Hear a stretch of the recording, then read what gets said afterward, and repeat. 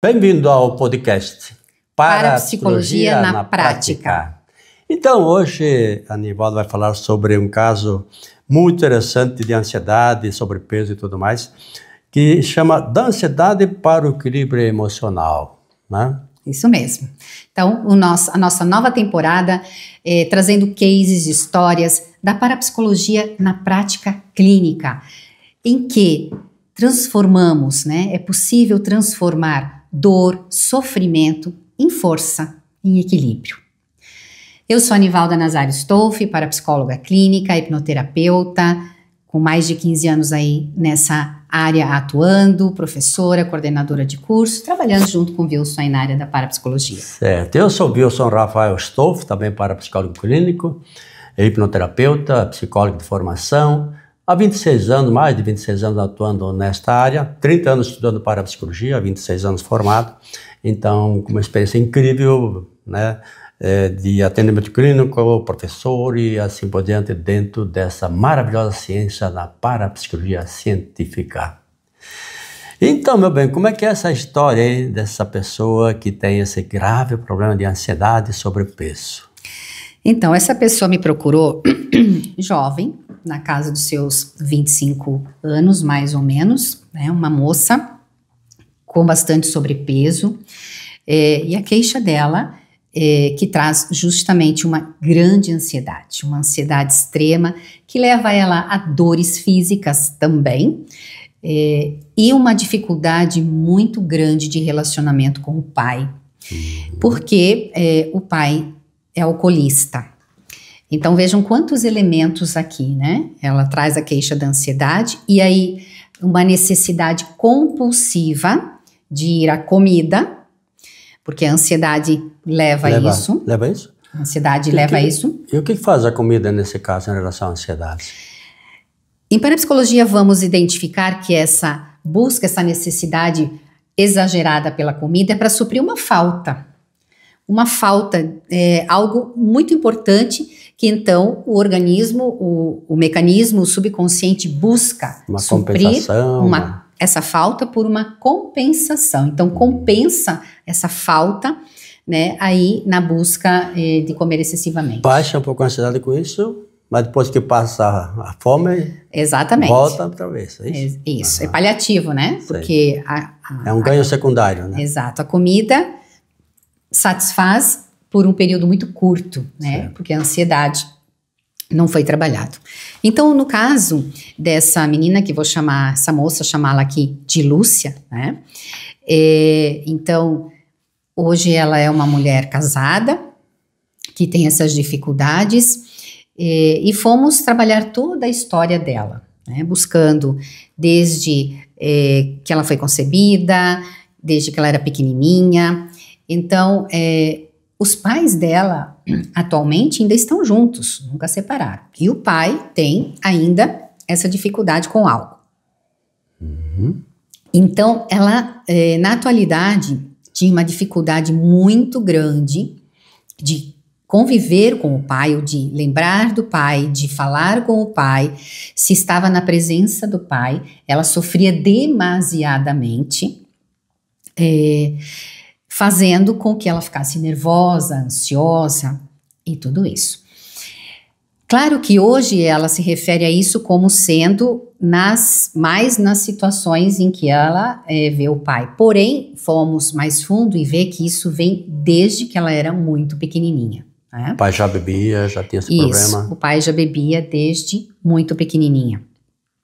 Então, haviam brigas, havia o pai chegar em casa fora de controle e ela sentir medo. Então, haviam várias situações de ameaça.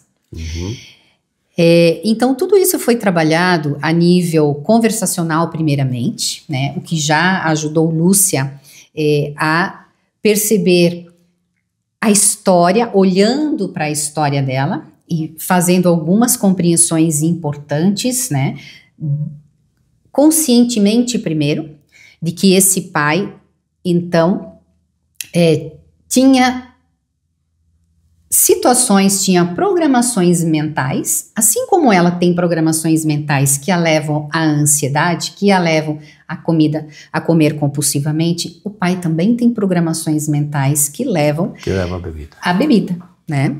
Então esse quadro que leva que o pai agia dessa forma, a ansiedade se manifesta nela com aquela expectativa, e agora o que vai acontecer? Exatamente. Tem a ver com o medo que ainda vai acontecer de pior ainda. Então sempre essa coisa da ansiedade que deverá vir alguma coisa muito grande, muito pior. É isso, né? Exatamente. Sim. A ansiedade sempre tem envolvido um medo do que pode acontecer. Do que vinha acontecer ainda. E era justamente o que ela sentia quando era pequenininha, aquelas situações em que o pai aparecia, né, chegava frequentemente bêbado, o que vai acontecer, né, se ele vai quebrar coisas, se ele vai ser violento, enfim, né, várias situações que envolviam. Embora não necessariamente acaba acontecendo, mas a sensação é que vai acontecer. Né? Isso então, mesmo. Está sempre nessa expectativa de que o pior está sempre por acontecer, ainda que não vai acontecer, não é isso? Isso, porque nem todas as vezes aconteceram. Várias vezes ele chegava em casa e dormia, né? Mas algumas vezes acontecia de ele... Aí, o medo do pior. Exato, sempre o medo do pior. Então a ansiedade vai se instalando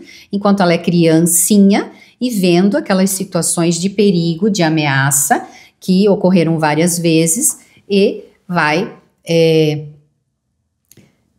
trazendo isso para a vida. E numa regressão de memória, apareceu justamente uma situação até em que ela ficou tão nervosa, com medo, que ela tinha um chocolate na mão, quando pequenininha, e devorou aquele chocolate naquela hora. Né? Então, como se aquilo fosse o amuleto, a bengala dela naquele momento. Aquele amuleto, aquela... Ameniza. Sai da ansiedade para um prazer, né, do chocolate. E come compulsivamente sem perceber, sem sentir até o que estava comendo, né? Enfim, Lúcia pôde fazer um trabalho de compreensão da história dela bastante importante, de autorresgate, e percebendo, teve uma das atividades que passei para a Lúcia, foi buscar mais da história do pai. O que levava o pai à necessidade do álcool? Porque deve ter alguma coisa maior ainda que leva o pai a isso. Não é porque o pai é simplesmente sem vergonha, irresponsável, inconsequente, beberrão, né? Tem exatamente, algo, né? Tanto que os pais ainda são juntos na atualidade. Então, desta forma, também Lúcia pôde ir abrindo o olhar dela para entender as causas que levavam o pai à necessidade da bebida, porque ninguém se vicia sem que haja uma causa para isso, né? Isso foi ajudando Maria a compreender mais o pai e a julgar menos o pai. Aí deixa de julgar porque compreende que o pai também é a vítima de uma história, é isso? Exatamente. Então, sai do campo do julgamento e vai ampliando para a compreensão e se libertando do julgamento, então, por meio da compreensão. E, consequentemente, ir aliviando a Lúcia, porque então, como no episódio anterior você falou de Maria, então Lúcia, na sessão em que trabalhamos a regressão de memória, Lúcia voltou justamente a uma situação de medo, de insegurança, que o pai quebrasse tudo, destruísse a casa e tal. E na hipnoterapia, então, foi-se podido perceber que era muito mais a sensação do que ia acontecer, do que o que realmente aconteceu. Né? Que o pai chegou, sim, bravo e tal, mas ela estava ansiosa, nervosa e comendo todo aquele chocolate, mas que o pai brigou um pouco e logo parou.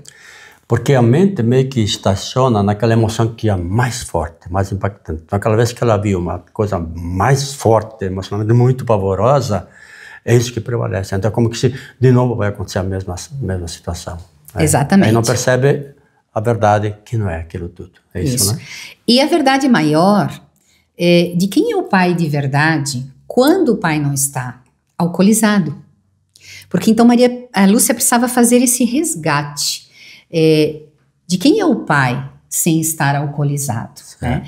Então fomos adiante, depois que o pai dormiu, depois que passou, né, a crise do álcool, como que foi, qual era a relação dela com o pai, e foi podido resgatar situações em que ela conseguiu se sentir filha, ela conseguiu se sentir protegida por esse pai, né? Ela conseguiu resgatar o pai de verdade no subconsciente dela. Isso foi muito emocionante. É a coisa mais incrível ver aquela emoção daquela menina que se sente protegida, amada pelo pai, mesmo que seja um instante da vida. Um instante da vida. Isso revela o pai na sua essência. Quem é o pai de verdade? Porque aqui acontece uma coisa bem importante, né, bem, que separa a pessoa do ato indesejável. Ou seja, o ato não define a pessoa. Aquele ato do pai não define o pai, o homem. É um ato. Exatamente. Mas acaba julgando o pai como sendo aquele ato. É isso que acontece nessa organização mental subconsciente. Você que está nos ouvindo, é interessante, não é? Então compartilhe, comente, inscreva-se no canal, faça parte dessa nossa história, para que a gente possa ter mais informações ainda para passar para vocês. Clique no link abaixo, vai se inscrever no nosso curso de pós-graduação em Parapsicologia Clínica, que começa dia 23, 24 de agosto, né? É um curso que transforma dor e sentimentos em força. Bem, é isso mesmo. Né? E aprender, né? Poder atuar de uma forma tão incrível, ajudando tantas pessoas a transformarem justamente isso, dor, sofrimentos em força, que foi isso que aconteceu com Lúcia. A partir de resgatar quem era o pai na essência, poder vivenciar isso, se emocionar, o subconsciente resgata o padrão de pai de verdade. Pai de verdade, né? Que ela já começava a transferir para o marido dela na vida atual, né? Essa programação de pai, tanto que o marido não podia tomar nem um copo de cerveja, que ela já ficava ansiosa, nervosa, preocupada, né? Então, limita muito a vida. Então, a partir disso, Lúcia pôde ter uma convivência completamente diferente com o pai. O resultado que ela traz é justamente isso, que o pai passou 15 dias na casa dela e eles conseguiram conviver. E não que o pai deixou de beber, mas ela deixou de julgar o pai, deixou de condenar o pai, né? E pôde conversar mais com o pai. Com isso, o pai controlou já muito mais a bebida, porque passou a se sentir menos julgado, né? Mas Lúcia pôde viver em equilíbrio emocional com essa situação. Consequentemente, isso trouxe um resultado já bem significativo para aquela ansiedade que Lúcia sentia, que levava ela exageradamente a saltar a geladeira ou ir para os doces principalmente, comer compulsivamente, e já trazendo diferenças em peso na balança, né? E claro que isso tudo é um processo gradativo. Há outras situações ainda, né, que foram trabalhadas, mas que, então isso foi bastante determinante nesse processo terapêutico de Lúcia. E como interessante, porque a partir disso a pessoa deixa de dar poder ao outro sobre ela. Ela muda a si diante do outro. Não que necessariamente mude o outro, mas por consequência disto, o outro também tende a fazer mudanças. Claro. Não está sendo julgado, condenado. Então, ele começa a também beber dessa sensação, dessa aceitação, dessa compreensão que o outro faz com ela. Interessante isso. Exatamente. Então, você que está nos assistindo, similar a esse case de Lúcia, como podemos transformar dor, sofrimento em força? Porque a partir disso, Lúcia pôde reconhecer que foi muito mais amada do que antes percebia, muito mais protegida que antes percebia, e ao mesmo tempo reconhecer que deu conta de todos esses processos e que então é muito mais forte, muito mais capaz do que consegue ser, do que achava né, que era. E isso faz uma diferença muito grande para o equilíbrio emocional da pessoa. Então, você que está aí nos ouvindo, clique no link abaixo, inscreva-se para o nosso curso de Parapsicologia Clínica e Hipnoterapia Sistêmica, venha fazer parte dessa comunidade, venha transformar dor, sofrimento em força. Seja com você mesmo, porque o curso faz isso, né? Com você mesmo, de se autotrabalhar, se autorresgatar. Se você futuramente ou não tem intenção de se tornar um parapsicólogo clínico, é uma escolha sua, futura.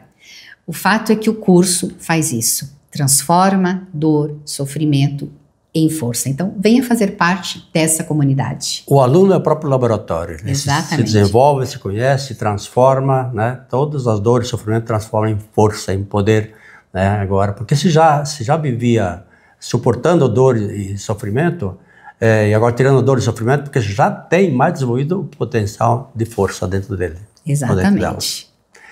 Venha conosco, inscreva-se aqui embaixo no link, faça parte dessa comunidade extraordinária da nossa querida e amada Parapsicologia Ciência, da Parapsicologia Científica. Até nosso próximo episódio. Abraço, saúde e paz.